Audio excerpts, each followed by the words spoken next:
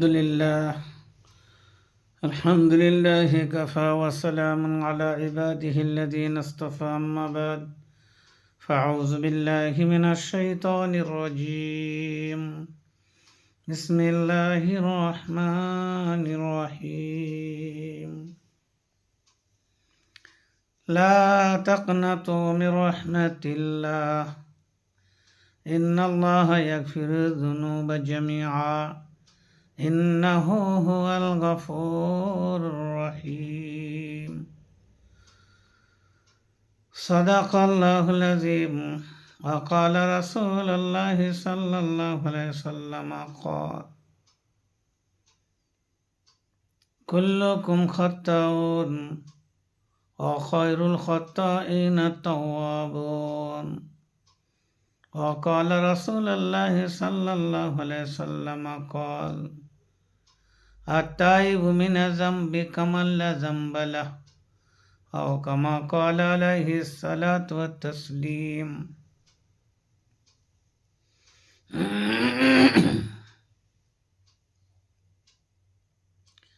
আল্লাহ সুবহানাহু ওয়া তাআলা অশেষ মেহেরবানি কৃপা দয়া তিনি আমাদেরকে এখনো হায়াত দিয়ে রেখেছেন।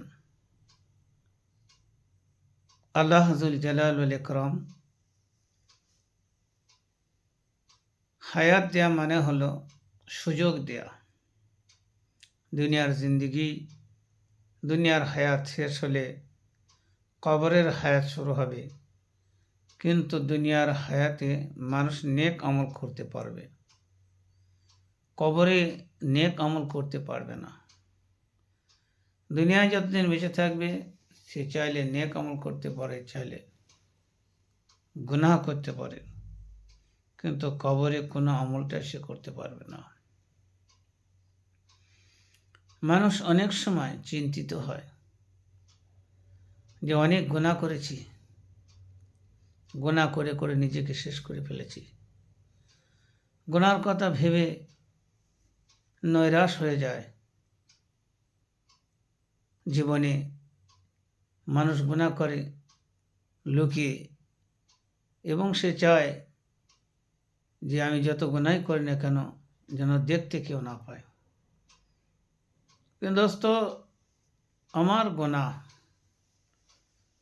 কেউ দেখলে আর কেউ না দেখলে যে ক্ষতিটা, যে লজ্জাটা হবে না, আসল ক্ষতি আর লজ্জা সে গুনাহটা আল্লাহ তাবারক ওয়া তাআলা দেখছেন এবং তার সামনে দাঁড়াতে হবে। যেটার ভয় করছি এতে কোনো কাজ হবে না, যেটা ভয় করছি না সেটাই হবে। সুতরাং গুনাহ থেকে সবসময় বেঁচে থাকার চেষ্টা করা, নেক আমলের সাথে লেগে থাকা, আল্লাহর কাছে দোয়া করা যে আল্লাহ, বর্বরতার যুগ, গুনাহার যুগ, সময় চলছে, চতুর্দিকে গুনায় গুনায় নজর আসে, নেককার লোকদের আসল আবির্ভাব কম। যে নেক ব্যক্তিরা উঠে চলে যাচ্ছেন তেমন ব্যক্তি আর দুনিয়ার বুকে আসছেন না। নেক মা পাওয়া, নেক বোন পাওয়া, নেক বেটি পাওয়া বহুত মুশকিল। দুনিয়া উন্নত মানের জিনিস 101 পাওয়া যাবে যত দিন যাবে, কিয়ামত করিব আসবে, কিন্তু নেককার লোক পাওয়া বড় কষ্ট হবে। নেককার লোকের কমই হবে, গুনাহগার লোক বেশি হবে। উন্নত মানের নেককার, পরেজগার গুনাহ আপনার পাওয়া যাবে না, গুনাহগার পাওয়া যাবে। দুনিয়ার জিনিসগুলো দামি দামি পাওয়া যাবে, ভালো ভাব পাওয়া যাবে, কিন্তু ভালো ভাব মানুষ পাওয়া যাবে না, যে মানুষ আল্লাহ তার রাসূল পছন্দ করেন। সময় হাতে আছে, কিন্তু ভালো সময়টা যাবে না, সময়টা খারাপ কাজে যাবে। এই সময়ের হিসাব হবে কিয়ামতের দিনে, যে আপনার সময় কোন কাজে লেগেছে। সেজন্য দোস্ত, যখন হায়াত আছে, সময় আছে, সময়টা নেক কাজে লাগিয়ে দিন, কাজ হবে। মরতে ধরুন সকলকেই হবে, আপনাকেও হবে, আমাদের সকলকেই মরতে হবে। নবী রাসূলুল্লাহ মরা থেকে বাঁচতে পারেননি। ওমা মুহাম্মাদুন ইল্লা রাসূল قد خلت من قبله الرسل أفإن مات أو قتل انقلبتم على أعقابكم ومن ينقلب على عقبيه فلن يضر الله شيئا وما خلقت الجن والإنس إلا ليعبدون أينما تكونوا يدرككم الموت ولو كنتم في بروج مشيدة كل نفس ذائقة الموت ولا تزر وازرة وزر أخرى। এই সমস্ত আয়াতের দ্বারা প্রমাণিত হয় যে মৃত্যু হবে, মৃত্যু কেউ রুখতে পারবে না। সুতরাং মৃত্যু হওয়াটা তো আসল আর হবেই, ওটা তো আমি আপনি চাইলে বন্ধ করতে পারবো না। কিন্তু একটা সুযোগ আছে যে আমার জীবনে যা গুনাহ করে ফেলেছি এ পর্যন্ত, সে ভুল হয়ে গেছে, সেটা নিয়ে আর বসে থেকে চিন্তা করে লাভ নেই, সেটা থেকে ফৌরন তওবা করা, আল্লাহর দিকে নিজেকে রুজু করা, সমর্পণ করা নিজেকে নিজের, যে আমি যে জীবনে ভুল করেছি, অন্যায় করেছি, আল্লাহ মাফ করে দিন। আল্লাহ নিজেই কালামে পাকের মধ্যে বলেছেন, ফাউযু বিল্লাহি মিনাশ শাইতানির রাজিম বিসমিল্লাহির রহমানির রহিম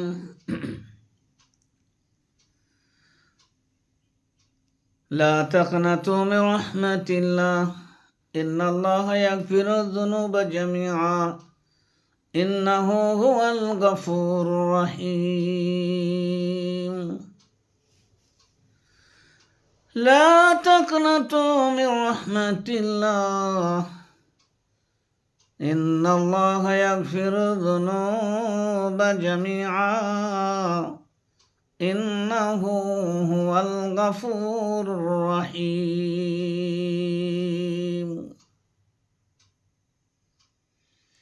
لا تقنطوا من رحمة الله গুনার দিকে তাকিয়ে আল্লাহর রহমত থেকে বঞ্চিত হইও না। সারা পৃথিবীর পানি পরিমাণ, সারা পৃথিবীর পাহাড় পরিমাণ, সপ্তম আসমান জমিন যদি তোমার গুনায় ভরে যায় তবু তুমি নৈরাশ হবে না। লা তাকনাতু মির রাহমাতিল্লাহ, আল্লাহর রহমত থেকে তুমি বঞ্চিত হবে না, না উম্মিদ হবে না, নৈরাশ হবে না। গুনাহ হয়ে যাওয়া বড় কথা নয়, গুনার বোঝা মাথায় নিয়ে দুনিয়া থেকে বিদায় হওয়া বড় মুশকিল। খারাপ জিনিস, সব থেকে ধ্বংসর জিনিস জীবনে বেঁচে থাকা অবস্থাতে মৃত্যুর পূর্বে গুনাহ থেকে তওবা করে নিতে হবে। বিশ্বনবী সাল্লাল্লাহু আলাইহি সাল্লাম বললেন, তাইবু মিনা যামবি কামা লা যামবা লাহ, গুনাহ থেকে তওবা করনেওয়ালা এমনই যেমন সে গুনাহ করেনি। আত্তাইবু মিনা যামবি, গুনাহ থেকে তওবা করনেওয়ালা কামা লা যামবা লাহ, সে যেন গুনাহ জীবনে করেনি।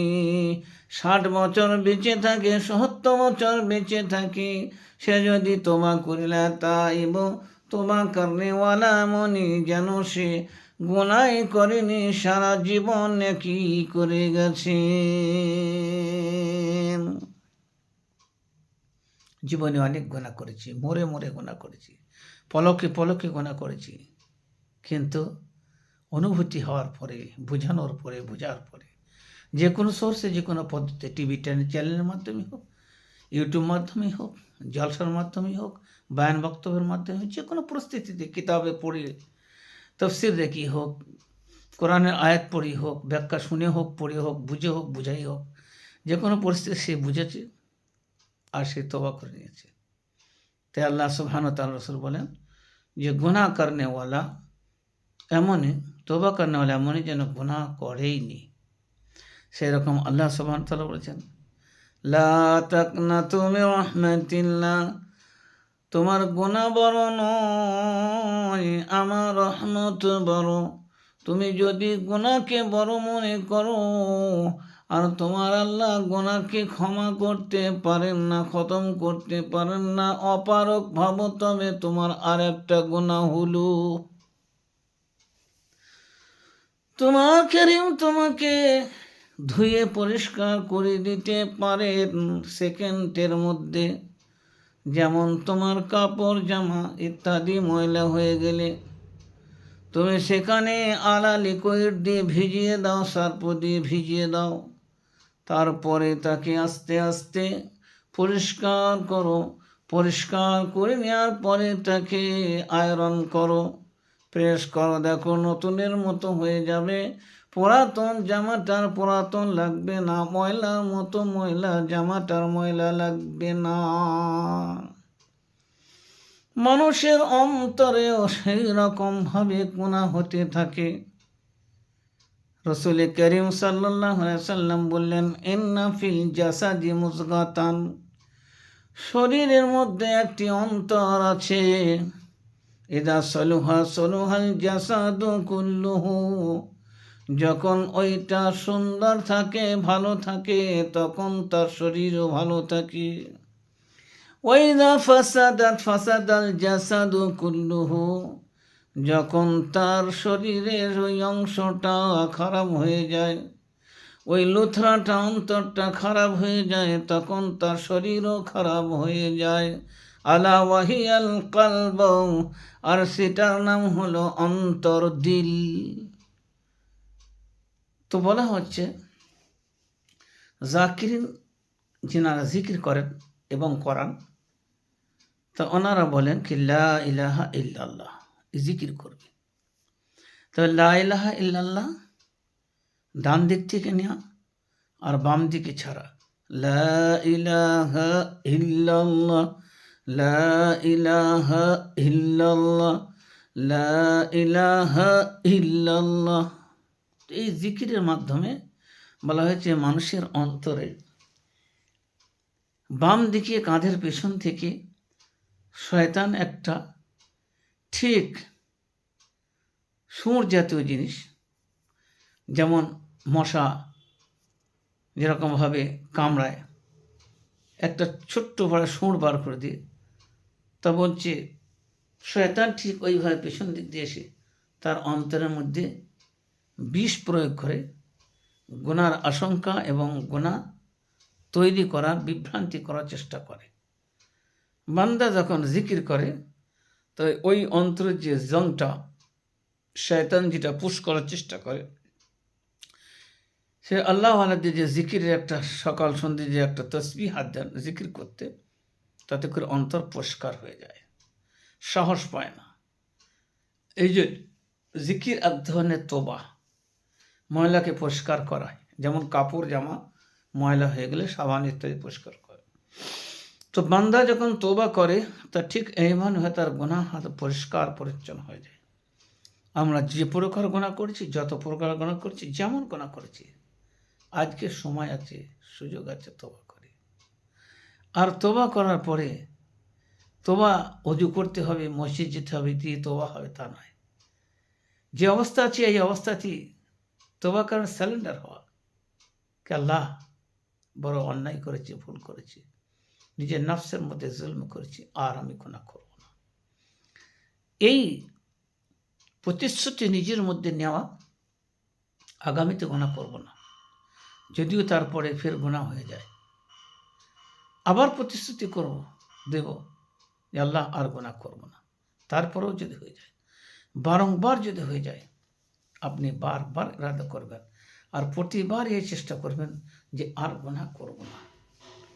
এবং বিশেষ বিশেষ যে গুনাহগুলো আমার মধ্যে আছে, যদি আমি গুনাহ কবিরার কোনো রকমের কোনো কাজ করে থাকি, যেমন ভেবে নেওয়া যাক মদ খাওয়া, জেনা করা, সুদ খাওয়া, চগলখড়ি করা, মা বাপের নাম বাসমানি করা, নামাজ ছাড়া, কোরআন পাক না পড়া, মিথ্যা কথা বলা, নাজায়েজ কাজ করা, হারাম ইনকাম করা, হারাম পলিসি করা, লোকের উপর জুলম করা, অত্যাচার করা, অবিচার করা, জেনে বুঝে লোককে ঠকানো, পেরেশান করা, ইত্যাদি ইত্যাদি।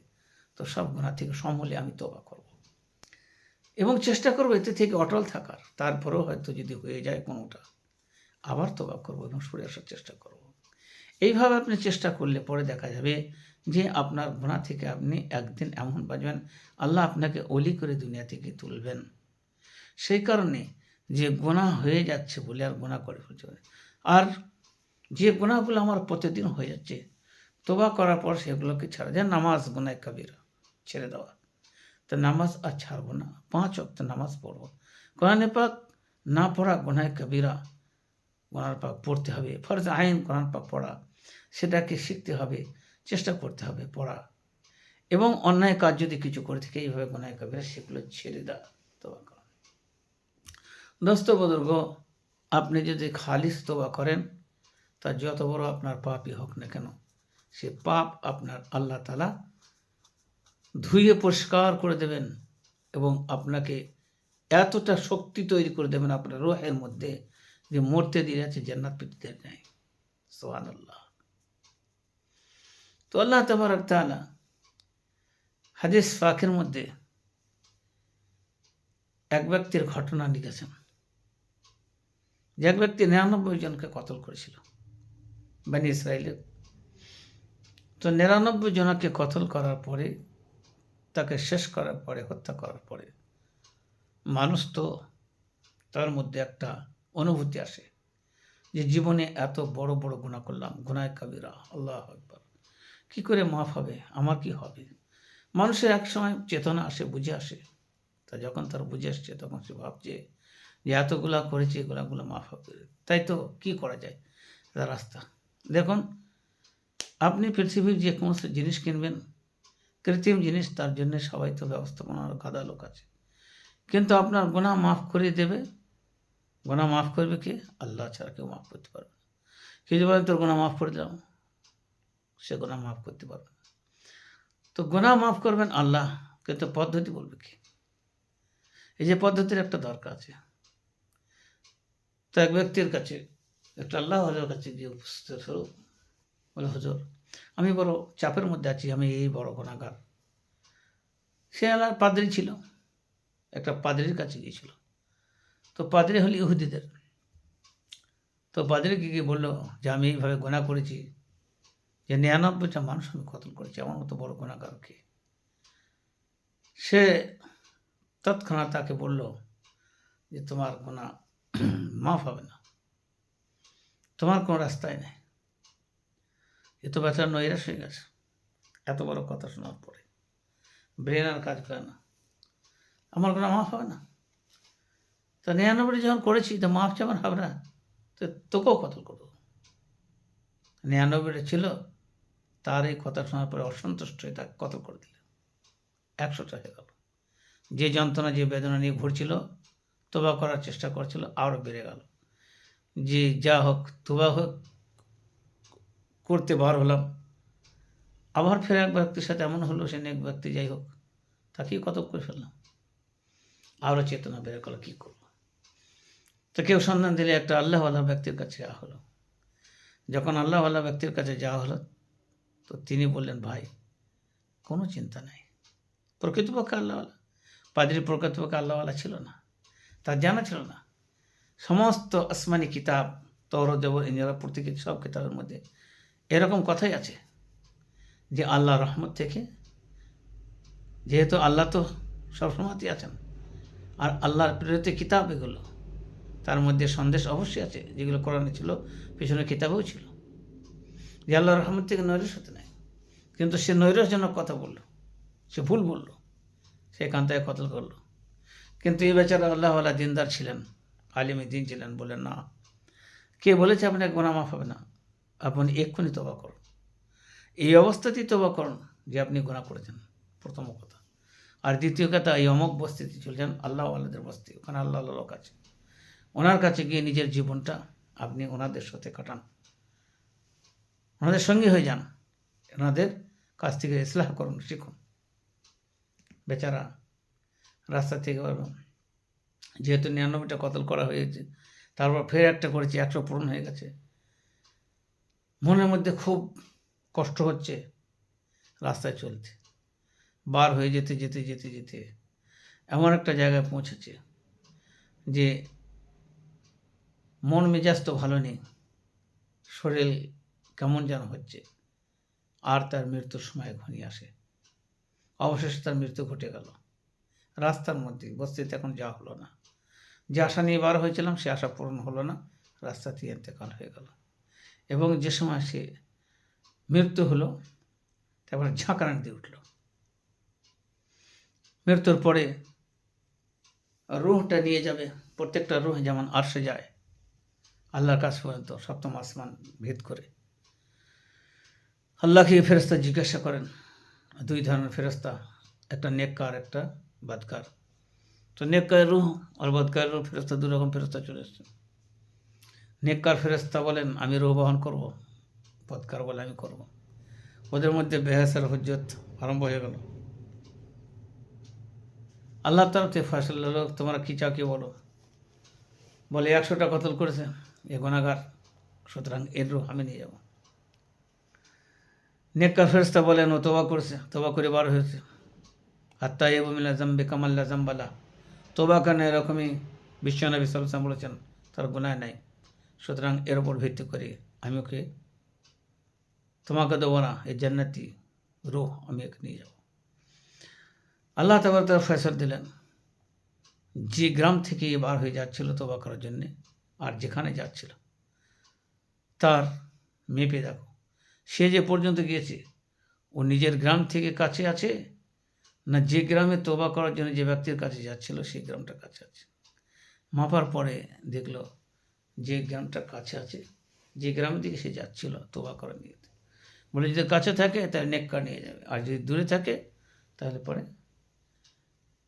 বদকার রুহ হিসাবে ফেরেশতা নিয়ে যাবে। দেখা গেল সে একটা ঝাড়া দিয়েছিল, তাই কিছুটা জায়গা কাছাকাছি হয়েছিল মৃত্যুর সময়, তাই তাকে নেককার রুহ হিসাবে গণ্য হলো আর ফেরেশতারা তাকে নিয়ে গেল। দোস্তবুজুর্গ, জীবনে গোনাটা আপনি চিন্তা করুন কত বড় গোনা, আর তার নেকিটা আপনি চিন্তা করুন যে কী আমল করেছিল, কোনো তো কিছু করেনি।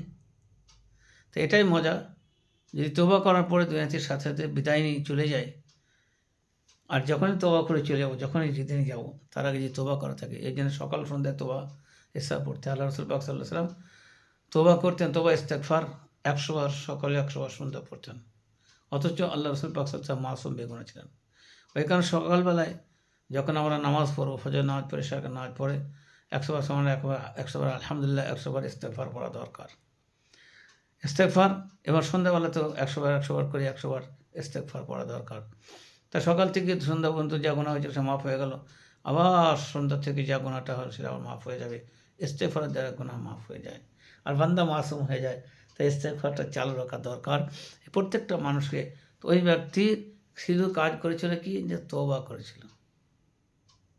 এই জন্যে দোস্ত বুজুর্গ, আমরা সকলেই গুনাহগার কম বেশি, তবে গুনার ওপরে অটল থাকাটা আর গুনাহ করতে থাকাটা আর নিজেকে ভাবানো যে আমি ভালো, এটা ভুল। আমরা যতই বড় নেককার নেককার নিজেকে ভাবতে হবে গুনাহগার, আর অবশ্যই গুনাহগার, সেই গুনাহ থেকে তওবা করার চেষ্টা করতে হবে। তা নাহলে কী হবে, যখন মরে যাব তখন তো তওবা করবো, ইস্তেগফার করবো, এটাও বলবো সামিনা আবসারনা ফারজিনা আমাল সালিহা, আল্লাহ আমরা দেখেছি শুনেছি সব কিছু করেছি, আমাদের ভুল হয়ে গেছে, আমরা দুনিয়া ফিরিয়ে দেন, আমরা গিয়ে ইবাদত করবো, অনুসরণ করবো, আর আমরা ইস্তেগফার করে আসবো, দুনিয়ার বুক থেকে গুনাহ থেকে আমরা বেঁচে আসবো। কিন্তু সে সুযোগ আর দেওয়া হবে না। এই জন্যে নামাজ এত বড় একটা মূল্যবান জিনিস, মানুষ নামাজ পড়ে, নামাজ ছাড়া যে গুনাহ সেটা মনেই করে না, বা এটা যে তওবা করতে হবে এবং আঁকড়ে ধরতে হবে সেটা মনেই করে না। কতল করলে পড়তে হয়তো সেটা গুনাহ মনে করে, সুদ খাওয়াকে বান্দা গুনাহ মনে করে, জিনা করাকে গুনাহ মনে করে, মদ খাওয়া গুনাহ করে। সব থেকে বড় গুনাহ কোনটা কি? সব থেকে বড় গুনাহ হলো নামাজ ছাড়া। বলে দুনিয়ার মধ্যে চোর, অনেক রকম চোর আছে। যদি কেউ চুরি করে তার লোক তাকে ঘৃণা করে চোর বলে, এবং যত রকমের মাফিয়া হোক, যেমন সে ওজনের চোর হয় সেরকম তাকে ঘৃণা করে। কিন্তু রাসূল করিম সাল্লাল্লাহু আলাইহি ওয়াসাল্লাম হাদিস অনুপাতে বলছেন যে চোর তো খারাপ জিনিস, কিন্তু সবচেয়ে খারাপ চোর কে জানো? সবচেয়ে খারাপ চোর বলে কি? পৃথিবীর মধ্যে সবচেয়ে খারাপ চোর যে নামাজ চুরি করে। সাহাবারা জিজ্ঞেস করেন, ইয়া রাসূলুল্লাহ সাল্লাল্লাহু আলাইহি ওয়াসাল্লাম, নামাজ আবার চুরি কেমন করে করা হয়? নামাজে কি কোনো চুরি করা হয়? তা বললে রুকু সিজদা ঠিক মতো না করা, এ নামাজে চুরি করা, আর এটা হলো সবচেয়ে খারাপ চোর। এই চোরটা সবচেয়ে খারাপ চোর। বদতরিন চোর হলো যে নামাজের মধ্যে চুরি করে, অর্থাৎ কোনো রকমের রুকু করলো আর সিজদায় চলে গেলো, কোনো রকম সিজদা করলো না করলে ফের উঠে পড়ো, এই যে কাকের মতো ঠোকর মার দেওয়া। নামাজের মধ্যে ইতমিনানের সাথে নামাজ পড়া, রুকুতে করা এবং রুকুতে গিয়ে 4বার 5বার সুবহান রব্বিল আজিম বলা, তারপর সিজদায় গিয়ে কমসে কম 4-5বার সুবহান রব্বিয়াল আলা, সুবহান রব্বিয়াল আলা পরিষ্কার পরিচ্ছন্ন হয়। তারপর সামি আল্লাহু লিমান হামিদ বলে স্ট্রেট কাট দাঁড়িয়ে, কমসে কম 2-4 সেকেন্ড কমসে কম দাঁড়ানো, কমসে কম ভালো স্ট্রেটভাবে দাঁড়ানো। ফের ওখান থেকে যখন রুকু করবো ফের রুকুতে করবো ফের দাঁড়ানো। 2 সিজদার মধ্যে এখানে তাদিলে আরকান বলা হয়, অর্থাৎ নামাজের স্টেপ বাই স্টেপ যেগুলো ঘাটগুলো আছে ওগুলো দাঁড়িয়ে দাঁড়িয়ে ইতমিনানের সাথে করা, এগুলো হচ্ছে গিয়ে নামাজের সহি শুদ্ধ। এই নামাজকে চোর নামাজ বলা হবে না, এটা ভালো নামাজ। আর এই নামাজেরই আল্লাহ রাসূল পাক সাল্লাল্লাহু আলাইহি ওয়াসাল্লাম বলেছেন যে তোমরা নামাজ পড়ো যেমন আমি নামাজ পড়েছি, আমাকে নামাজ পড়তে দেখেছো সেইভাবে নামাজ পড়বে। এই জন্য নামাজ হলো মেন ইবাদত। তো নামাজ যে আমরা ছেড়ে যাচ্ছে ডেলি, এটা আমরা গোনা ভাবি না। যদি গোনা ভাবতাম তাহলে তওবা করতাম। আর তওবা করার মানেই অর্থে হলো যে সেই কাজটা আর না ছাড়া, না বন্ধ করা। তো শীতকালে নামাজের যে ফজিলত গরমকাল থেকে বেশি, যেমন শীতে কষ্ট হয় একটু, যেমন ফজিলতও বেশি আছে, লাভও বেশি আছে, লাভের অঙ্ক বেশি আছে। সেজন্য দোস্ত বুজুর্গ, আমরা যে হালে থাকি যেখানে থাকি আমাদের সপরিবার সকলে নামাজ যেতে হবে। বাচ্চা 6-7 মাসের 7 বছরের হলে পরেই 7 বছর থেকে নামাজে অভ্যস্ত করতে হবে। বাচ্চাকে দরকারে পানি গরম করে দিতে হবে, উঠাতে হবে। 12 বছর হয়ে গেলে তো আর তার কোনো চারায় কার নেই, তাকে যে কোনোভাবে যে কোনো পরিস্থিতিতে নামাজের দিকে উদ্যত করতে হবে। কোরআনে ছোট ছোট সূরা থেকে নিয়ে তাকে নামাজ পড়ার যে সূরাতগুলো প্রয়োজন, সেগুলো যে ছোট ছোট মাসাইলগুলো প্রয়োজন, ওয়াজিবাত সুন্নত ইত্যাদি, এগুলোকে তাদেরকে শেখানো।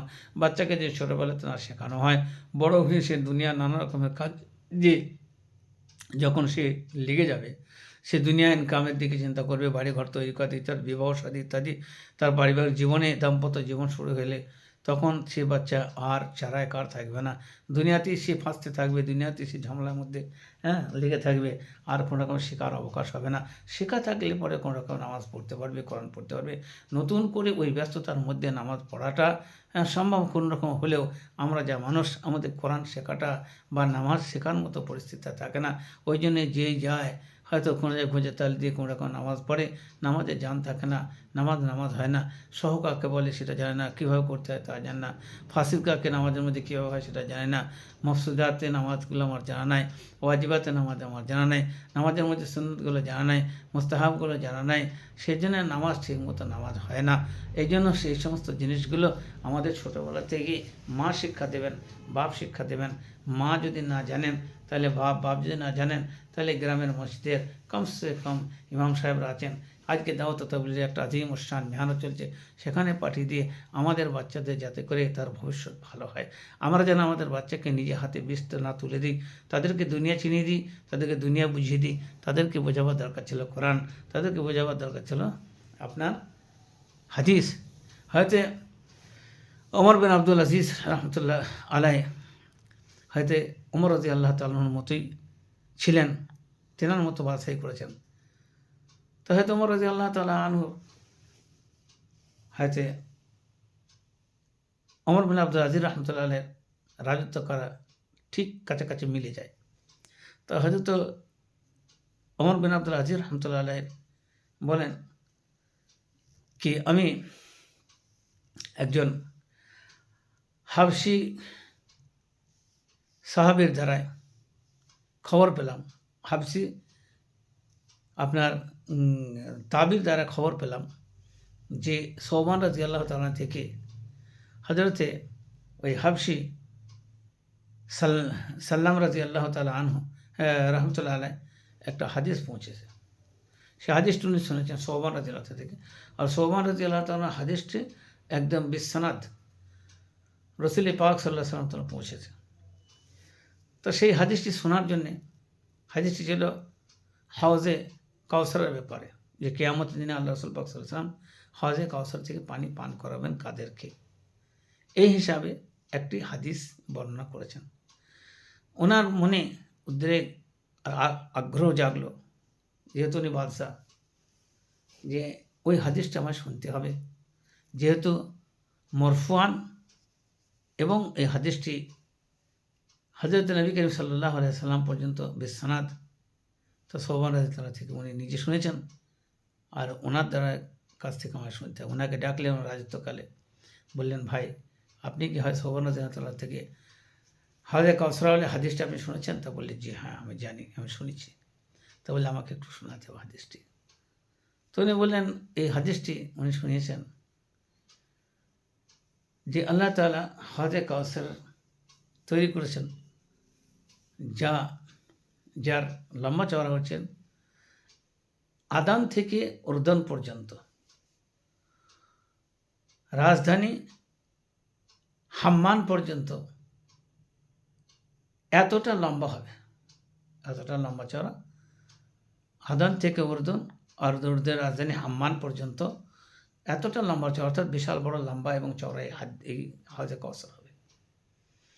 আর সেই হাউজে কাউসারের পানি দুধের থেকে বেশি সাদা আর মধুর থেকে বেশি মিষ্টি হবে, সুন্দর।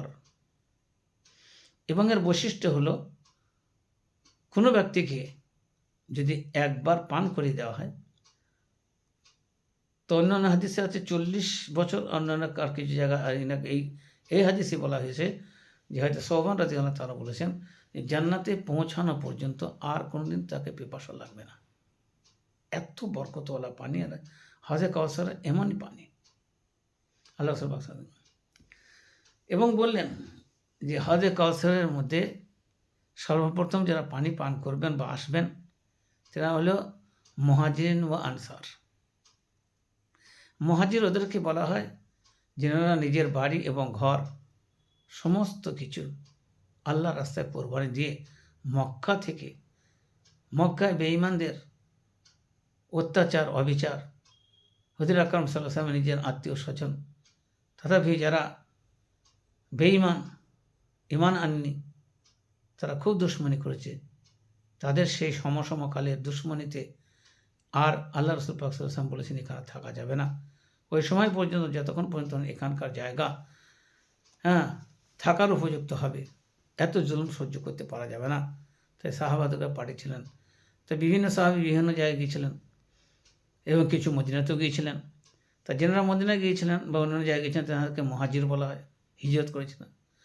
আর যারা মদত করেছিলেন, সহযোগিতা করেছিলেন মদিনা থেকে, সহযোগিতা আনসারি বলা হয়। আনসার মানে সহযোগিতা করেনেওয়ালা। তো এনাদের মুহাজিরকে সহযোগিতা করেছিলেন। তো আল্লাহ রাসূল পাক সাল্লাল্লাহু আলাইহি ওয়াসাল্লাম বললেন, মুহাজির আর আনসার সর্বপ্রথম হাউজে কাউসারের পানি পান করবেন। ওই মুহাজির আনসার যে যাদের বলা হচ্ছে, ওই সমস্ত লোকরা যে যাদের কাপড় হলো যে ময়লাযুক্ত, আল্লাহর ধ্যান, আল্লাহর ইশকে কাপড় ধোয়ার টাইম পায় না। কাপড়গুলো সবসময় আমাদের মধ্যে যেরকম কিরিচ মারা পরিষ্কার পরিচ্ছন্ন ঝকঝক করছে, এর মতো সময় যায়, পাক পবিত্র থাকবে, কিন্তু পরাগন্দা, উর্দুতে পরাগন্দা कपड़ा है ও পরাগন্দা বাল है, सर के बाल মানে এলোমেলো চুল, সেগুলো চুলগুলোকে আপনার সবসময় মানে আপনার ফ্যাশনে চুল নেয়, সবসময় যেন মশাক্কাত করা এবং অত্যন্ত দুঃখ কষ্ট সাথে জীবনযাপন করে, আল্লাহর স্মরণে থাকে এবং খুব মামুলি পর্যন্ত দুনিয়া ইনকাম করে, উপার্জন করে, আর তারা সবসময় আখিরাতের টেনশনে থাকে।